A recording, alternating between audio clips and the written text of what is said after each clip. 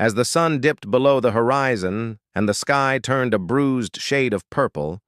Clara locked the doors of her dusty bookshop for the last time, her heart caught between sorrow and anticipation, for tomorrow she would leave the only town she had ever known and chase the dream she had shelved for decades, to travel the world and write a novel that would make her late mother proud. Yet as she turned the key, a soft flutter echoed behind her, and she turned to see a yellowed envelope fall from between the pages of an ancient, leather-bound volume that hadn't been touched in years. Curious, she picked it up, her fingers trembling, and opened it to reveal a letter addressed to her in her mother's handwriting, dated just days before her death. A letter filled with encouragement, gentle warnings, and the bittersweet truth that her mother had once planned the same escape but never found the courage, urging Clara to go not only for herself but for both of them. Breath caught in her throat, Clara read every word twice, tears pooling as if the years between them had never passed, and she realized the journey ahead wasn't just about writing or wanderlust, but healing generations of quiet sacrifices.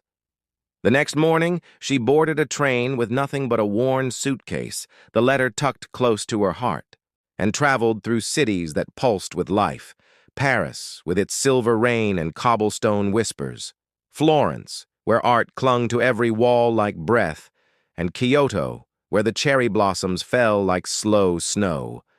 And at each stop she wrote, on napkins, receipts, crumpled pages, and glowing screens in cramped hostels, stories about strangers who weren't strangers at all, but reflections of herself, stories her mother might have lived. Over the months, she filled journals with the rhythm of unfamiliar streets, the voices of markets at dusk, the silence of ancient temples. And somewhere between Istanbul and Prague, she met Anya, a sculptor with paint-stained hands and a laugh like bells, who saw Clara not as a woman past her prime, but as a soul in bloom. They traveled together, shared stories over firelight, and carved out a love story that neither expected but both desperately needed.